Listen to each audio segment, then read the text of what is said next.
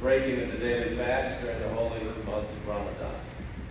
A special thanks to Interfaith Pastor Fischer, you and the team for the tremendous work, to the Muslim Americans for compassion, my brother, Muhammad Babar, and a big congratulations too to Congressman John Yarmouth for his recognition that he'll be receiving tonight, and for the nation-shaping work that he has done, as I call America's best congressman, and the moral clarity for which he has proudly stood for.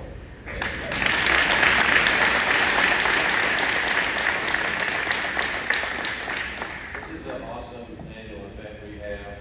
It has been said is not normal around the country, and we should be proud of that. And Ramadan reminds us and challenges us to be thankful for what we have and help those in need, to embrace the idea of living our city value of compassion and turning that value into meaningful action. We've been on our compassion journey in Louisville now for almost 12 years.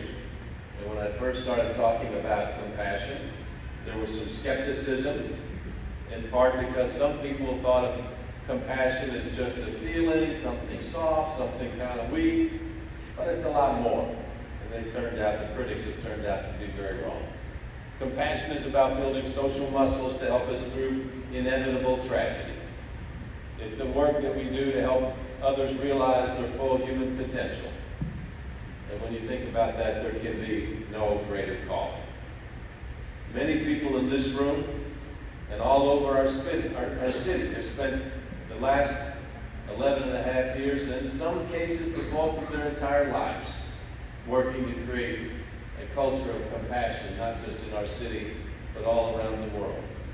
And look what we have done together. In 2011, we launched the Give a Day, Day of Service, to honor our moms. Our mothers are original compassion teachers. I wanted to honor my mom. Mary Lee was my original teacher around compassion and kindness and love. 800 volunteers the first year. This year, Give a Day will have close to 250,000, 250,000 volunteers, people just helping each other.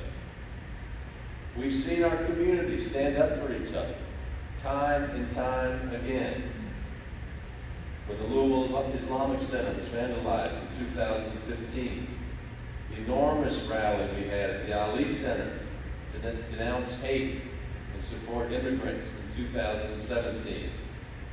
When the Swami Narayan Temple was vandalized earlier in 2019, when we launched our national affiliated Muslim Jewish Advisory Committee here in Louisville, in the pandemic, when untold people rallied together to help each other. When our protest for racial justice and equity in 2020 came to be, it's a real reflection point for compassion. When many wondered, how could we call ourselves a compassionate city when a tragedy such as befell Breonna Taylor happened here in our beloved Louisville? And I thought and prayed over that same question many, many times. The truth is that tragedy happens around us all the time. The measure is what standard do we hold ourselves to? How do we respond? Do we give up? Do we fall victim to despair? With time and space now behind us to 2020, I can say that I'm very proud of our city for holding us to the standard of a compassionate city, to saying we must do better. Injustice anywhere is injustice everywhere.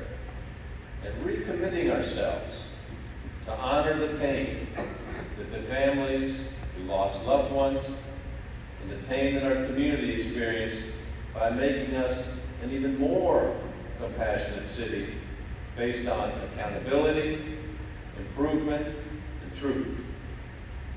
Response in action is the key. It's the heart of how we define compassion.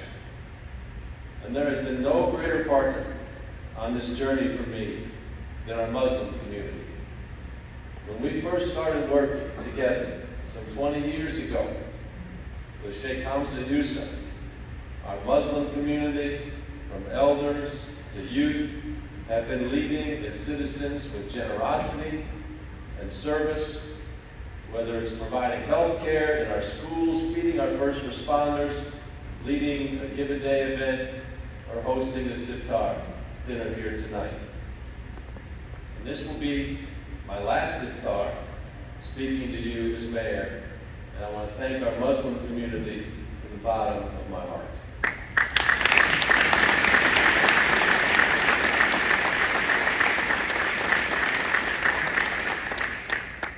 Moments of unity like this are inspiring. They're important, but they must intensify.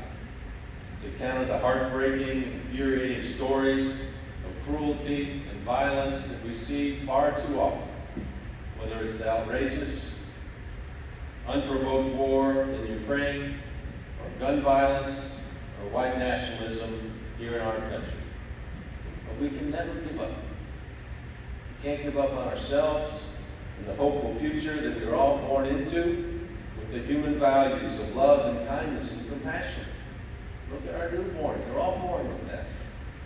And especially, we can't give up on the hope when it's the darkest, whether it be the most despondent days of war, challenging days of protest, Arab-Israeli conflict.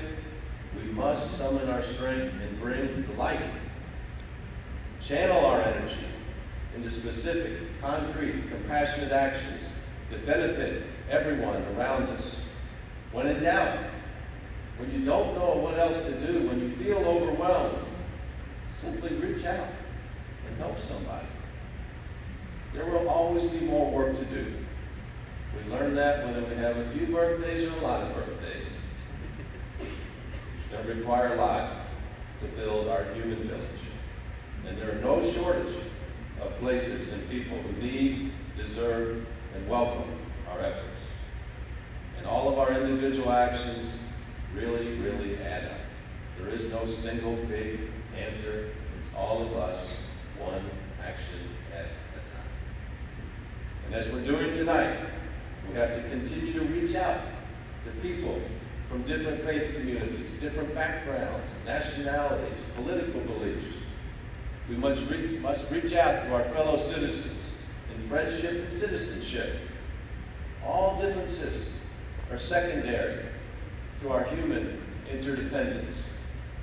Our community has demonstrated that we have the social muscles to do this and to do more and better compassionate work than ever before. So let's send a message to every neighborhood in Louisville and to every neighborhood in the world that our city's compassion work is only just begun. By doing this work, we create a richer life for ourselves and everyone in our city.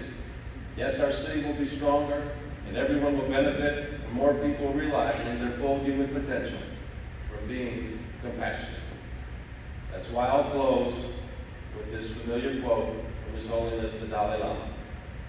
If you want others to be happy, practice compassion. And if you want to be happy, practice compassion. Thank you, and may you have a peaceful and happy Ramadan.